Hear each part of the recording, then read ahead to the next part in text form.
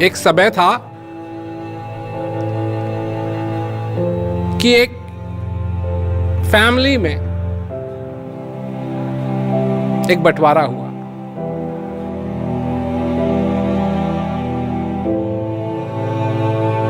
भगवान राम वनवास चले गए।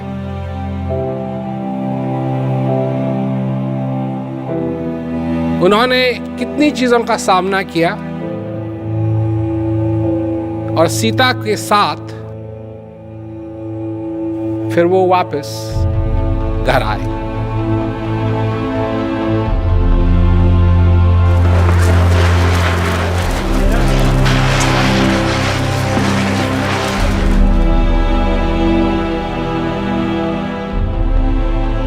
और इस सुंदर अवसर पे लोगों ने उनका स्वागत किया, दिए जलाए,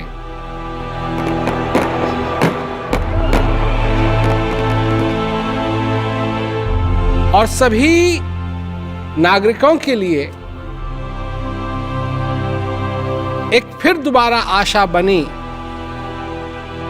सुख की, शांति की और उन्नति की।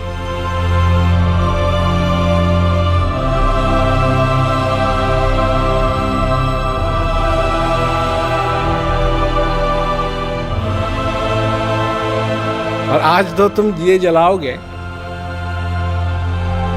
किस राम के घराने की खुशी में बनाओगे?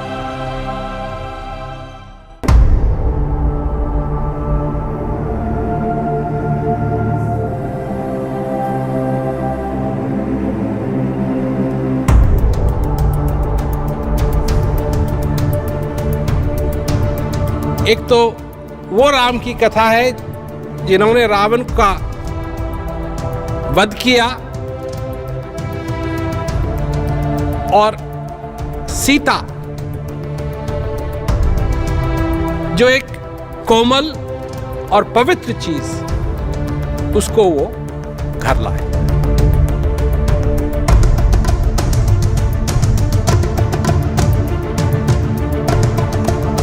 अज्ञानता रूपी रावण जो सीता रूपी जो शांति है हर के ले गया, अज्ञानता का वध करके उस सीता को घर लाए।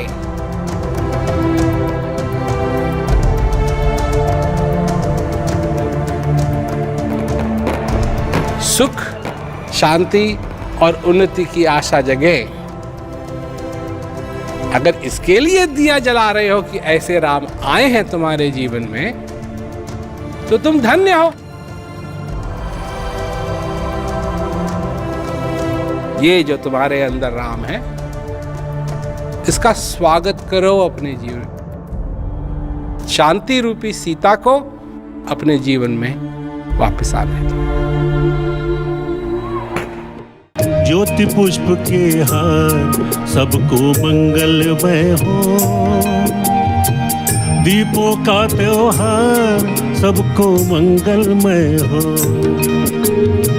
हर दिन होवे तेरी दिवाली, ज्ञान का दीप जला ले। हर दिन होवे तेरी दिवाली, ज्ञान का दीप जला ले। जगमग जगमग होवे जग में, जगमग जगमग होवे घट में, प्रभु के दर्शन पाले। जगमग जगमग होवे घट में, प्रभु के दर्शन पाले। प्रभु के दर्शन पाले, प्रभु के दर्शन पाले, प्रभु के दर्शन पाले, प्रभु के दर्शन पाले। बधाई हो बधाई, दीपावली की बधाई। बधाई हो बधाई, दीपावली की बधाई।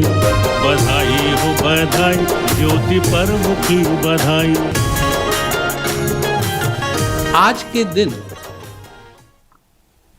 जो असली में मनाना है कि मेरी जिंदगी में भी वो राम आए। मेरी जिंदगी में भी वो सीता आए, मेरी जिंदगी में भी वो हनुमान आए, जो पता नहीं किस वजह से सचमुच में मेरी जिंदगी से चले गए। क्या मैंने उनको वनवास दिया, उस शांति को, उस समझ को? परंतु अगर वो मेरी जिंदगी में फिर आ जाए, वो सुख, वो शांति, तो मेरे लिए वो दिन भी ऐसी दिवाली होगी, ऐसी दिवाली होगी कि पूछो मत।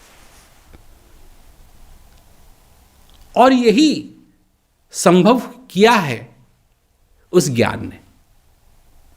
उस ज्ञान के द्वारा हर रोज मनुष्य के लिए दिवाली संभव है कि वो अपने घर पहुंचे, जो अंदर, हृदय के अंदर जो घर है उसका, वहां तक वो पहुंचे, जो असली चीज है उसको वो जाने, उसको वो पहचाने, उस शोर को बंद करके वो उस आवाज को सुने जो उसकी अपनी असली आवाज है, जो कह रही है कि तू शांति को स्वीकार कर, शांति को महसूस कर, अपना जीवन सफल बना।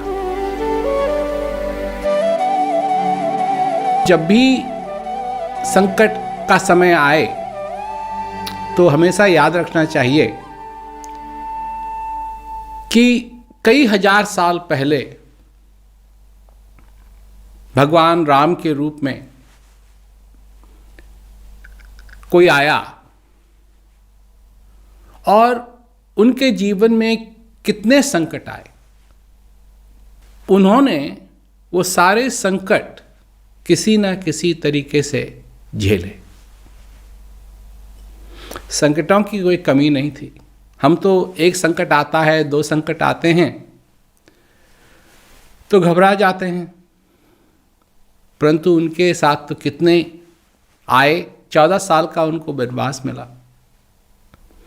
उस वनवास के समय में क्या कहते हैं, रावण ने उनकी धर्मपत्नी को चोरी कर लिया और अब उनको लाएं, कहाँ से लाएं, कैसे लाएं। अब वो चले गया श्रीलंका।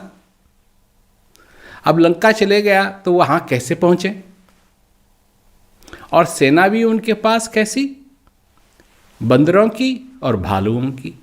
अब बंदरों को तो आपने देखा है, एक जगह तो वो टिकते नहीं हैं, कभी कोई इधर भाग रहा है, कभी कोई उधर भाग रहा है। और भालुओं के साथ भी यही बात है। भालू को तो थोड़ी सी क्या कहते हैं, शहद मिल जाए, कोई चीज़ मीठी मिल जाए, उसी के पीछे भागना शुरू कर देते हैं। मेरा कहने का मतलब यही है कि ठीक है, इस संसार के अंदर संकट आते हैं, परंतु कहीं ना कहीं से अंदर, मनुष्य के अंदर वो ताकत है कि वो इन संकटों को झेल सकता है और अपने जीवन में इन संकटों के बावजूद भी वो आगे बढ़ सकता है। उसके मनुष्य के अंदर शोर बहुत मचता है। कहीं किसी की आवाज़ है, कहीं किसी की आवाज़ है, कहीं परदादे की आवाज़ है, कहीं दादे की आवाज़ है, कहीं दादी की आवाज़ है, कहीं भाई की आवाज़ है, कहीं क्या कहते हैं जो पाठशाला में मास्टर है उसकी आवाज़ है, कुछ दोस्तों की आवाज़ है, कुछ माँ की आवाज़ है, कुछ बाप की आवाज़ है। तो अंदर शोर मचा हुआ है।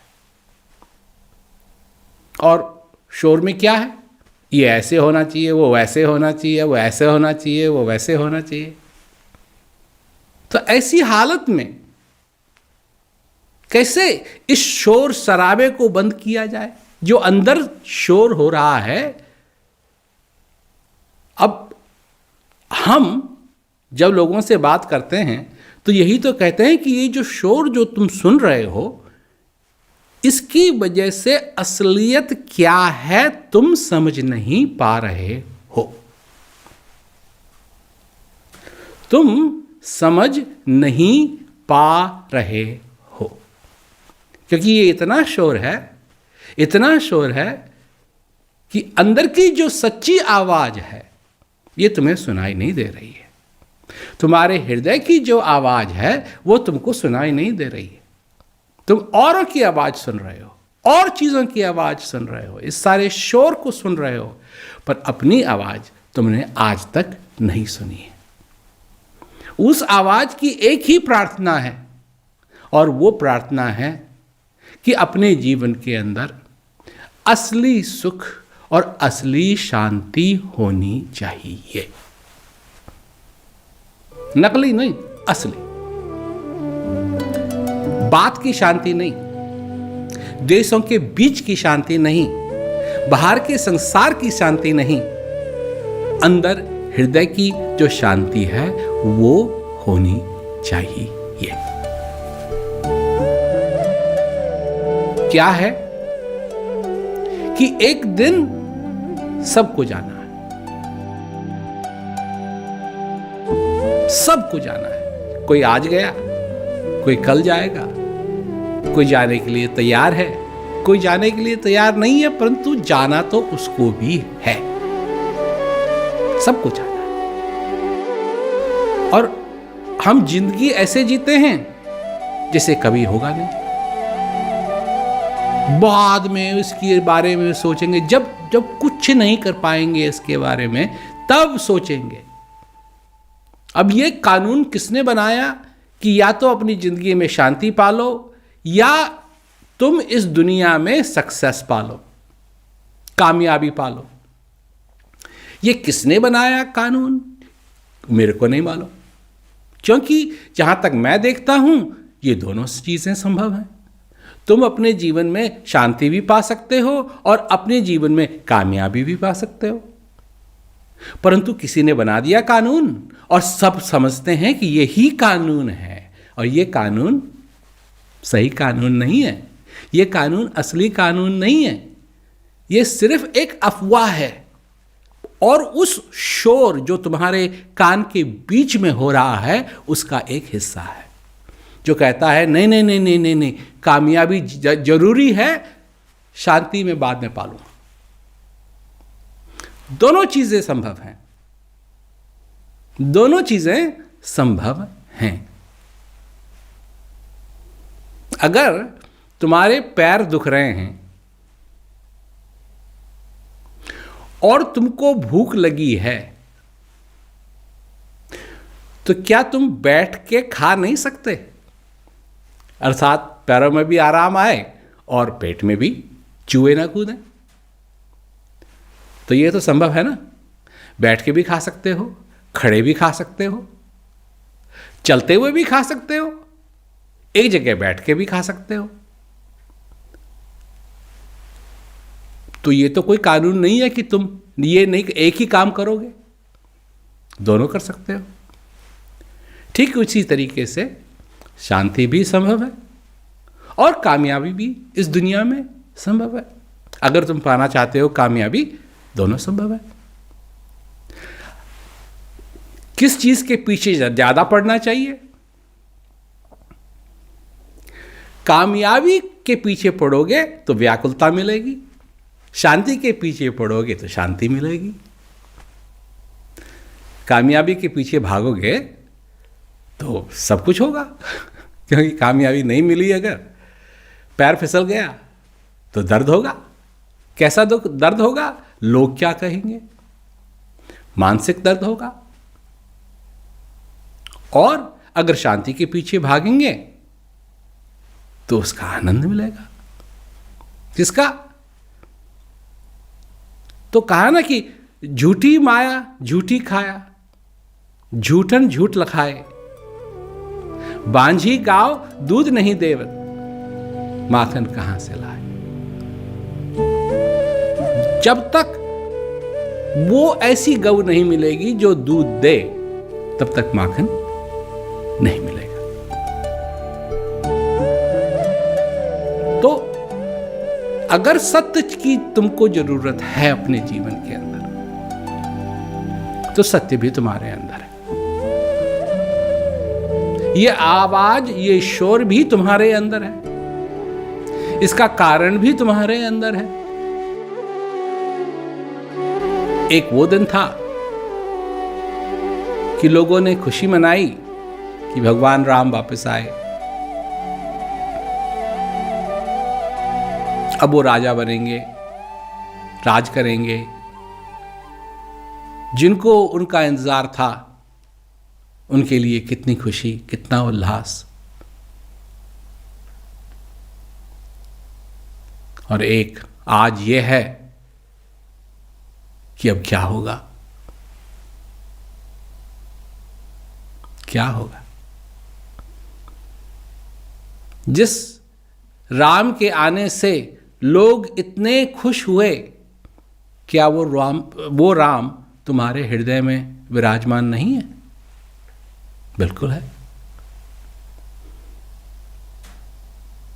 क्या वो राम, क्या उस राम का राज अयोध्या में हो या न हो, परंतु कम से कम तुम्हारी नगरी में तो हो।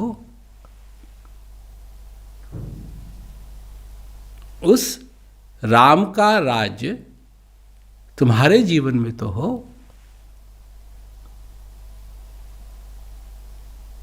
और वो राम तुम्हारे अंदर है।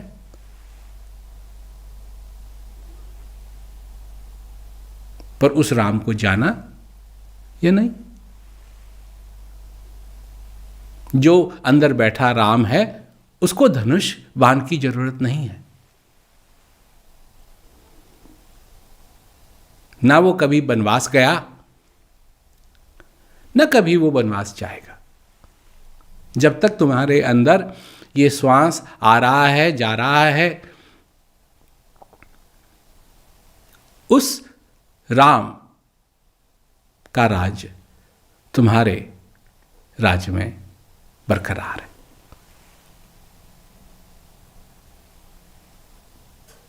पर उसको जानना पड़ेगा, उसको समझना पड़ेगा, उसको महसूस करना पड़ेगा। सिर्फ ये नहीं है कि किसी ने कह दिया और तुमने मान ली बात ना। उसको जानना पड़ेगा, उसको समझना पड़ेगा, उसको महसूस करना पड़ेगा। उस आनंद को, उस परमानंद को। बात और विषय ये परमानंद का है, परम आनंद का है। जब ये चेतना उस सत्य के साथ लगेगी तो क्या है? सत्य चित्त आनंद है, सच्चिदानंद है। और अगर इस दुनिया के साथ लगेगी तो शोर ही शोर है, कंफ्यूजन, कंफ्यूजन। जहां देखो कंफ्यूजन, जहां देखो कंफ्यूजन, जहां देखो कंफ्यूजन। ये सारी चीजें इस कलयुग में हो रही हैं। आपके नाक के आगे हो रही है, नीचे हो रही है, पीछे हो रही है, सब जगह हो रही है। और कोई इसको रोक नहीं पा रहा है।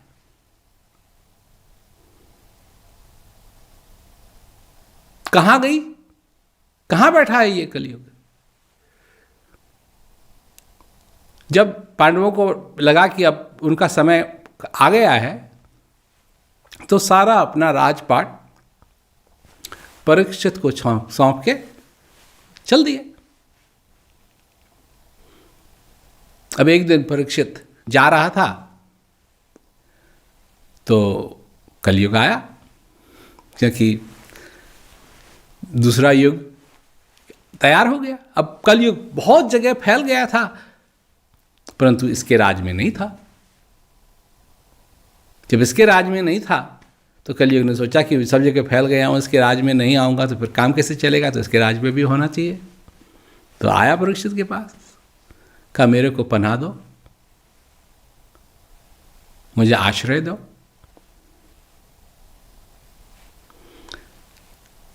तो परीक्षित को लगा कि ये तो कलयुग है, इसको तो कहाँ आश्रय दूँ मैं, जहाँ जाएगा ये वो गड़बड़ करेगा।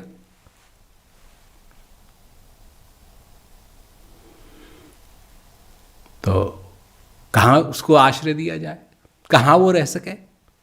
तो वो कहता है परीक्षित, मैंने आपसे, आप राजा हैं और राजा का ये धर्म है कि जो उसके पास आए और उससे आश्रय मांगे वो उसको आश्रय दे, तो मुझे दीजिए।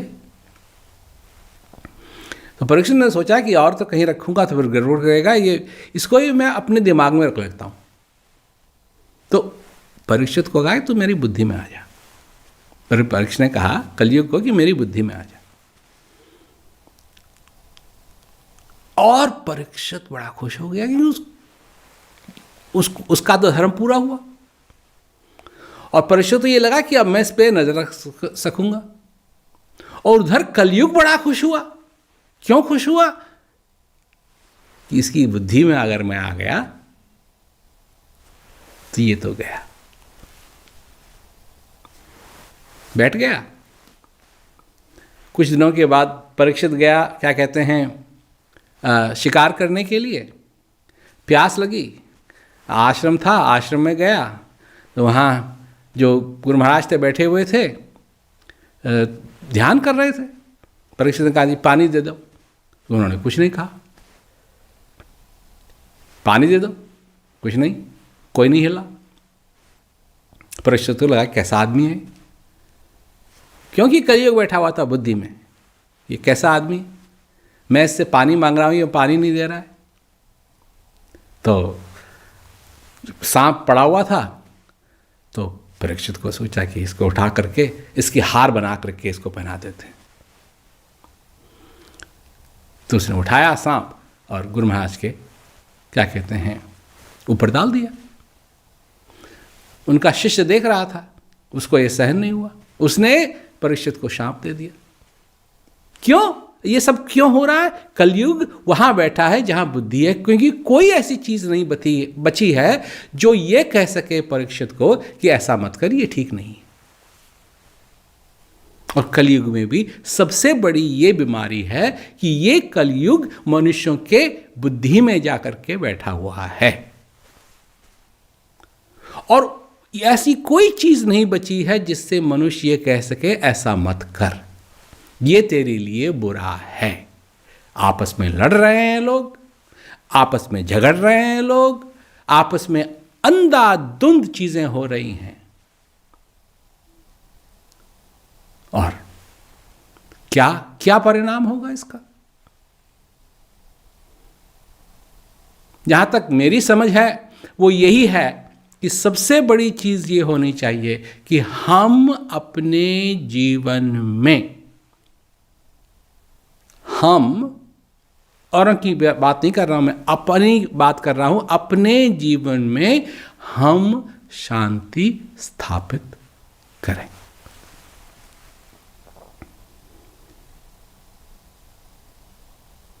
जो हमारे हृदय में शांति बसी हुई है उसको, उस खान को हम खो दें।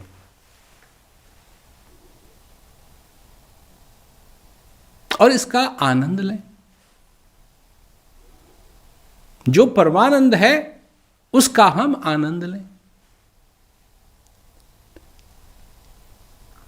क्योंकि अब कई लोग हैं, अब लोगों का तो ये कहना है कि जब जाना ही है तो फिर फायदा क्या है सारी चीजों का। पर कहीं से भी कुछ भी होता है, या तो आप परिणाम स्वरूप दुखी होते हैं या खुश होते हैं, या ना खुशी है ना दुखी है, ना दुख है। अगर आप कहीं गए, घूमने के लिए गए, जगह अच्छी है, शांत है, शीतल हवा चल रही है, सब कुछ ठीक है, उस जगह को तो आप अपने पास साथ ला नहीं सकते। नदी को अपने साथ कैसे लाएंगे? पेड़ों को अपने साथ कैसे लाएंगे? सारे पक्षियों को अपने साथ कैसे लाएंगे? परंतु वो जो आनंद आपको मिला वो आप अपने साथ ला सकते हैं। जब आपके बच्चे छोटे थे तो बड़े प्यारे थे, खेलते थे, प्यारी प्यारी बातें करते थे। और संभव है कि आज वो छोटे नहीं रहे, बड़े हो गए और आपको आंख दिखाते हैं। परंतु जब वो छोटे थे और प्यारी प्यारी बातें करते थे, वो समय तो आपके पास अभी भी है। और उस समय में अगर आप जाएं तो वही छोटे छोटे बालक आपको दिखाई देंगे। कहीं आप गए, खाने के लिए गए, खाना बहुत ही खराब था, सब कुछ खराब था वहाँ, तो खाने को तो आप लाए नहीं। ढाबे में गए, ढाबे को तो अपने साथ लाए नहीं, परंतु वो जो बुरा समय है उसको अपने साथ आप लाए।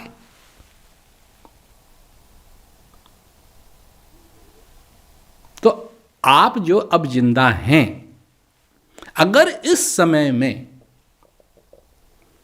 आपने शांति का अनुभव किया तो जो कुछ भी आपके साथ होगा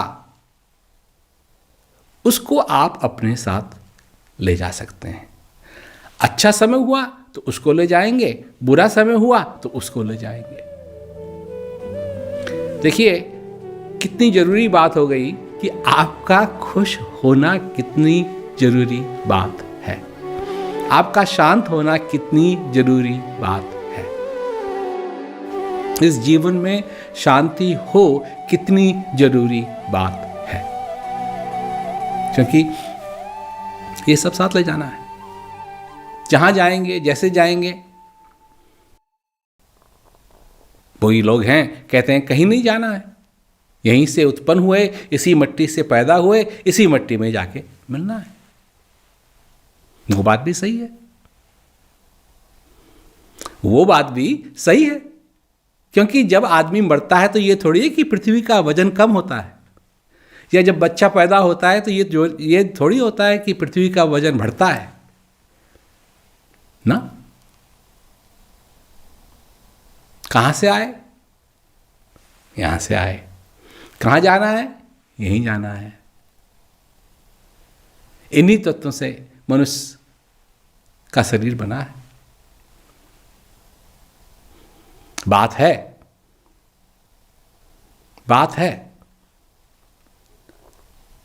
कुछ ऐसी कि आज शाम को दिए जलेंगे, रोशनी देंगे, और कल दिए बुझ जाएंगे। कल लोग इन दियों को समेट के कूड़ेदान में डाल देंगे।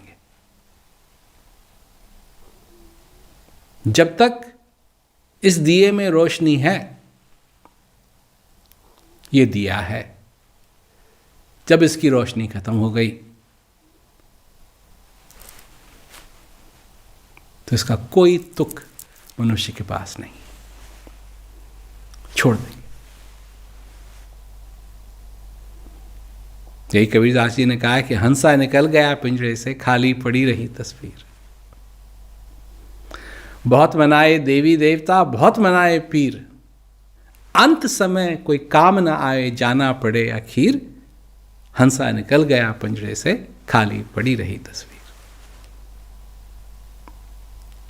आप भी दिया है, दिया तो जलना चाहिए।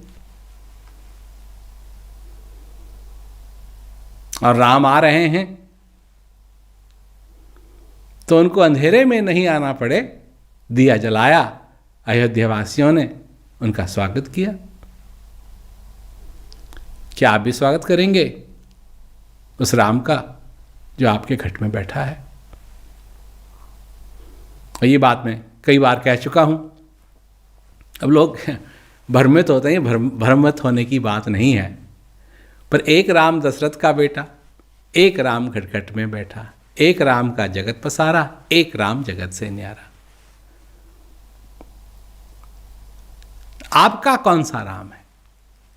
दशरथ का बेटा ना, ये तो दशरथ का बेटा तो सरजू नदी में जाकर के जब उनका समय हुआ पूरा तो उन्होंने जाके अपना शरीर वहां त्याग दिया। एक राम दशरथ का बेटा, एक राम घटघट में बैठा, वो है आपका राम। आपका राम आज भी एक राम का जगत पसारा, वो तो हमारे से पहले भी था, हमारे के बाद भी होगा। और एक राम जगत से न्यारा। अब जब है ही नहीं वो जगत में, तो उसको आप कहाँ ढूंढते फिरोगे? पर जो आपके घट में है उसको तो आप ढूंढ सकते हो, उसको तो जान सकते हो, उसका तो अनुभव कर सकते हो। उसका अनुभव होना चाहिए। क्यों? क्योंकि इस संसार के अंदर एक ये संसार है और ये रचना है, एक दिन ये भी नहीं रहेगी। परंतु इस सारी चीजों में एक चीज है जो थी, है और रहेगी। तुम हो, तुम नहीं थे, अब हो, आगे नहीं रहोगे। तो एक तो वो है जो थी, है, रहेगी, उसका कभी नाश नहीं होगा। एक तुम हो जो नहीं थे, हो पर नहीं रहोगे। परंतु ये जो बीच वाली चीज है, जो आप हो, जो नहीं थे, हो और नहीं रहोगे, वो किस चीज के पीछे पड़ी हुई है?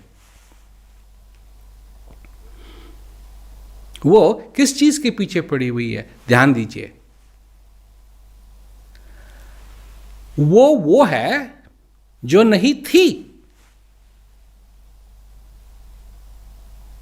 जो नहीं थी। और ये बात जो मैं कहने जा रहा हूं, सारे जगत का भ्रम इसी में है। क्या है वो? कि वो नहीं है। है नहीं है। एक वो है जो था, है, रहेगा। तुम हो जो नहीं थे, हो, नहीं रहोगे। और ये जो माया है जिसके पीछे ये पड़ा हुआ है मनुष्य, वो न थी न है। पर मनुष्य कहता है नहीं है ना, इसको वो रियलिटी मानता है, इसको वो असलियत मानता है। परंतु संत महात्मा ने कहा कि ये असलियत नहीं है, ये असलियत नहीं है। असली तो सिर्फ वो है जो था, है, रहेगा। अगर जानना है उसको जान। इस ये जो समय मिला है जिसमें तुम नहीं थे, हो, नहीं रहोगे, इसको इस्तेमाल कर उसको जानने के लिए जो था, है और रहेगा। उसको जानने के लिए नहीं जो नहीं था, नहीं है, नहीं रहेगा।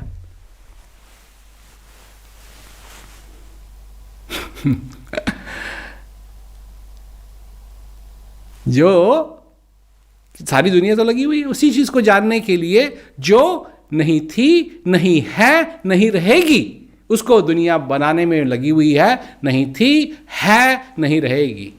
उसको बनाने में यह भी लगे हुए हैं कि नहीं थी, है और रहेगी।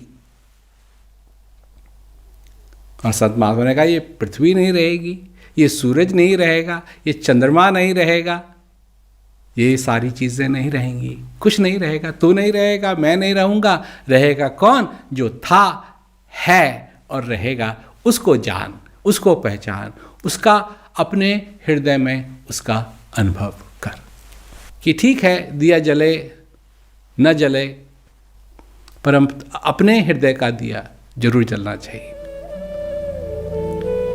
उस राम का जो तुम्हारे हृदय में रमण करता है, उसका स्वागत करो। आज ही नहीं, कल भी, परसों भी, और जब तक ये श्वास आ रहा है, जा रहा है, तब तक उस राम का स्वागत करो। तो सभी लोगों को इस दिवाली के मौके पे मेरा नमस्कार।